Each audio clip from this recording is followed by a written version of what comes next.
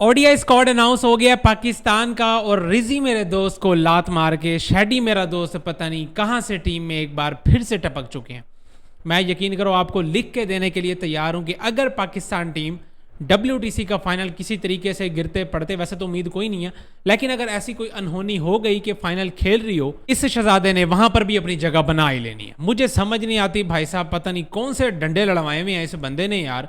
कोई परफॉर्मेंस नहीं है इस बंदे ने। 50 ओवर्स क्रिकेट खेली कोई नहीं है, कोई लास्ट मेरा ख्याल है 2023 में खेली है शायद, तब से ये बंदा टीम से बाहर पड़ा हुआ है। और अब एक बार फिर से इसको टीम में इजाजत मिल गई है आगे खेलने के लिए, और इसकी जगह जिसको ड्रॉप किया है वो लेग स्पिनर था मेरा ख्याल है साद मसूद, वो जिसके बारे में हमारे मोहम्मद रिजवान साहब ने पिंडीज की तरफ से खेलते हुए बात की थी कि शेड्डी के बाद अगर कोई अच्छा लेग स्पिनर पाकिस्तान में है तो वो साद मसूद ही है। इसी बात पे मैनेजमेंट को इतना गुस्सा आया कि उन्होंने दोनों को निकाल बाहर मारा है, मेरे दोस्त रिजी को भी और साद मसूद को भी।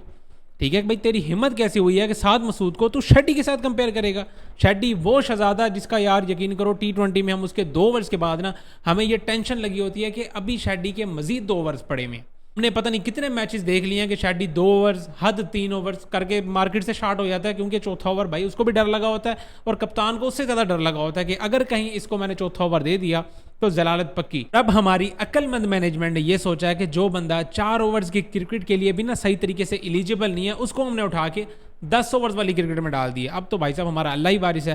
पहले ही हमारा जो कप्तान है सबसे बड़ा नल्ला शाहीन शाह अफरीदी 115, 120, 125, 130, ठीक है, इसका भी सेम ही सूरत हाल है। T20 में हम इसके 3 ओवर्स के बाद जलील हो रहे होते हैं कि कहीं डेथ में इसका ओवर ना आ जाए, और अगर इसका ओवर आ जाए तो फिर 15, 20, 25 तो फिर खाम खाम में लगना ही लगना है ना। मुझे तो समझ नहीं आती भाई साहब, पता नहीं क्या सोच के इन दोनों को टीम में रखा हुआ है। मेरे हिसाब से तो शाहीन को खुद टीम में होना ही नहीं चाहिए। मैं कहता हूँ आकिफ जावेद को ले जाओ। आकिफ जावेद इससे 100 दर्जे बेहतर बंदा है यार, ऊपर से वो यंगस्टर भी है।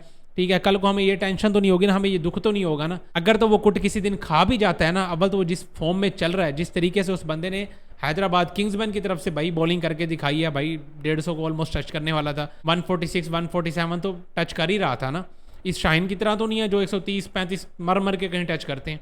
ठीक है, इतनी अच्छी बॉलिंग करने के बावजूद भी वो बंदा टीम में डिजर्व नहीं करता, लेकिन डिजर्व करता है तो हमारा शाहीन शाह अफरीदी, क्योंकि एक ज़माने में आकिफ जावेद साहब ने ये बात कर दी थी, जो कि हमारे हेड कोच साहब हैं। उनको तो आकिफ जावेद का स्टाइल ही नहीं पसंद ना। वो ज़्यादा आके भाई तू बहुत ज़्यादा छिलांगे लगा लगा के बॉलिंग करता है, तेरा बहुत ज़्यादा हाई जंप एक्शन है, मुझे नहीं पसंद भाई। तेरा पहले मैं ये ठीक करूँगा उसके बाद कोई हिसाब किताब लगाएंगे ना। वो एक्शन ठीक हुआ है ना ही आकिफ जावेद टीम में कहीं से जगह बना पाए।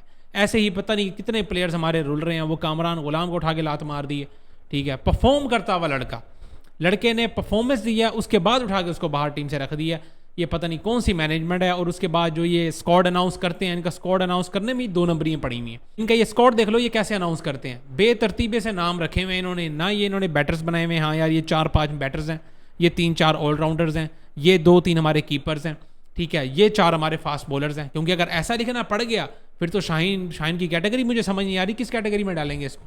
मीडियम पेसर की एक नई कैटेगरी बनानी पड़ेगी, उसमें मेरा दोस्त फिट होगा शाहीन शाह अफरीदी, क्योंकि ये बंदा तो ऑलराउंडर्स की कैटेगरी में भी फॉल नहीं करता, क्योंकि वहां पर भी लिखना पड़ता है बॉलिंग ऑलराउंडर या बैटिंग ऑलराउंडर। साथ ही साथ जो हमारी ये मैनेजमेंट है ये भी आके ऑन नहीं करेगी कि किस बंदे ने ये वाला स्क्वाड बनाया। जब आकिब जावेद साहब प्रेस कॉन्फ्रेंस कर रहे होंगे किसी जमाने में, तो वो ये कहेंगे जी हमने ये 4-5 बंदों की मुशावरत के साथ, दिन रात की कड़ी मेहनत के साथ मिलकर हमने ये लड़के चुन चुन के टीम बनाई है। ठीक है, ये नहीं ऑन करेगा कि भाई ये मेरा फैसला है। वो मोहसिन नकवी साहब से बात कर लेंगे, वो कहेंगे भाई मैंने आकिब जावेद साहब और ये 3-4 बंदे जो सिलेक्ट करके रखे हुए हैं, ठीक है, इनसे आप पूछ लें क्रिकेट का, इनको पता, मुझे तो क्रिकेट का पता नहीं है भाई। अगर आपको क्रिकेट का पता ही कोई नहीं है तो मेहरबानी करें अपना वो जो सियासतें कर रहे हैं उसी में अपना हिसाब किताब लगाएं, छोड़ दें इसकी जान। जितना आपने बेड़ा गर्क करके रखा हुआ है हमारी टीम का, मजाक से अलावा 2-3 साल पहले यही टीम थी जो हर तरफ से और कुछ नहीं, हमें अच्छी क्रिकेट तो देखने को मिल जाती थी ना। ठीक है, हम ट्रॉफीज तो पहले भी नहीं उठा रहे थे, लेकिन एटलीस्ट हम फाइट तो करते थे। अब तो वो भी नज़र नहीं आती। और तो और इतने कैप्टन्स भी हमारे चेंज नहीं होते थे। वो रमीज़ राजा का दौर ही बेहतर लग रहा है मुझे। एटलीस्ट उन्होंने एक बंदे को तो कैप्टनसी दे के फुल अथॉरिटी दे दी थी कि भाई जो मर्जी करना है करता, फिर अपनी मर्जी से जिसको सिलेक्ट करना है, जो करना है तेरे ऊपर है सारा कुछ, मुझे बस परफॉर्मेंस चाहिए ग्राउंड में। भाई इस तरीके से टीम बनती है, ऐसे नहीं बनती कि 4-5 बंदे बैठ जाएंगे गोल मेज कॉन्फ्रेंस करने के लिए, उसमें से एक फलाना कहेगा नहीं यार 2 लड़के मेरे हैं वो ऐड करने हैं, इधर से दूसरा बोलेगा नहीं यार 3 लड़के मेरे भी तो हैं वो भी खिलाने हैं, पिछली दफ़ा भी मेरा तुमने 1 लड़का बाहर रख दिया था, ठीक है, तो इस दफ़ा मेरे तीनों खेलेंगे, इधर से दूसरा बॉल पड़ता है। इस तरह कर कर आगे भाई साहब ये टीम बना लेते हैं। अभी माशाल्लाह से हमारे रिजी को ड्रॉप करके कौन से कीपर तो उठा के लेके गए हैं, वो एक गाजी गोरी को लेके गए हैं और साथ ही हमारे रुहेल नज़ीर को शुक्र है चांस मिल गया। ये पता नहीं हमारे सोशल मीडिया पर बोलने की वजह से इनको अकल में आ जाता है कि हाँ यार रुहेल नज़ीर भी पड़ा हुआ था, क्योंकि लास्ट टाइम पे जब रिजवान के साथ गाजी गोरी को लेके गए थे तब हमने बड़ी बैठ के बात की थी यार रुहेल नज़ीर भी पड़ा हुआ था उसको उठा लेते, हसीबुल्ला पड़ा हुआ था उसको उठा लेते, ठीक है। तो इस दफ़ा उनको याद आ गया हाँ यार रुहेल नज़ीर तो वाकई था, तो उसको स्क्वाड में रख लिया। अभी भी मुझे ये कंफर्म नहीं है कि इस सीरीज़ में चांस किसको मिलने वाला है, बनता तो खैर रुहेल नज़ीर का ही है, क्योंकि जितना उस बंदे ने परफॉर्मेंस दिखाई भी है और बड़ी मुश्किल से अगर उसको आपने चांस दे ही दिया है तो एटलीस्ट उसको अब ये 3 मैचेस दे ही देना, ताकि वो अपने आप को कुछ ना कुछ प्रूव भी करवा सके। ये ना हो कि 1-2 मैचेस में परफॉर्म ना करे, उठा के फिर लात मार के बाहर कर देना, क्योंकि रिजी ने तो आना ही आना है। वर्ल्ड कप के स्क्वाड में वो बंदा आएगा ही आएगा, आपकी टीम उसके बगैर बनती ही कोई नहीं है। ये T20 फॉर्मेट नहीं है, ये भाई साहब वनडे फॉर्मेट है भैया, टेस्ट फॉर्मेट में और वनडे फॉर्मेट में, ये दोनों फॉर्मेट में रिजी की जगह तो बनती ही बनती है। पहले जरा स्क्वाड पे नजर डाल लेते हैं, शुरू से जरा पढ़ के आपको सुनाते हैं। शाहीन शाह अफरीदी हमारे कैप्टन, सबसे बड़ी लानत हमारे मुंह पे जो पड़ी हुई है, पता नहीं कौन से गुनाह है हमारे, जो हमारे गल पड़ गया ये बंदा। 118 119, यकीन करो इसकी पेस के बारे में सोच के दिमाग अलग से ख़राब होता है, और ऊपर से ये टेंशन भी पड़ी होती है कि ये 10 ओवर की क्रिकेट खेलेगा कैसे। आपने खुद ही टेस्ट क्रिकेट में देख लिया, जहाँ 20 ओवर करने पड़ गए थे इसको मौत पड़ गई थी, और फिर हमने दूसरे टेस्ट मैच में इसको बाहर ही बैठा दिया, भाई तू रहने दे, जिस तरीके की तू बॉलिंग कर रहा है ना, इससे अच्छा तो बाहर ही बैठ के एंजॉय कर। फिर बाहर बैठ के बेचारा ग्लासेस लगा के वो शोधों वाला मुंह बना के बैठा हुआ था, जैसे बड़ी ज्यादती हो गई है लड़के के साथ। लेकिन फिर भाई जैसे तैसे घूम फिर के यही बंदा हमारी टीम का कैप्टन है, ये सबसे ज्यादा बड़ी लानत है। चलो टीम में हो वो अलग बात है, कैप्टन है मतलब ये बंदा बाहर भी नहीं बैठेगा। चलो टेस्ट में तो इसको हमने बाहर बैठा दिया था ना, क्योंकि ये कैप्टन ही था, अब ये कैप्टन है, अब ये पहले 2 मैचेस में जलील भी होगा, फिर भी तीसरा मैच खेल रहा होगा, क्योंकि कैप्टन है हमारे। खैर भाई उसके बाद आ जाते हैं हमारे सलमान अली आगा, नाम देख के बड़ा अच्छा लग रहा है यार, ये वनडे टेस्ट में भाई इसको देख के सुकून आता है।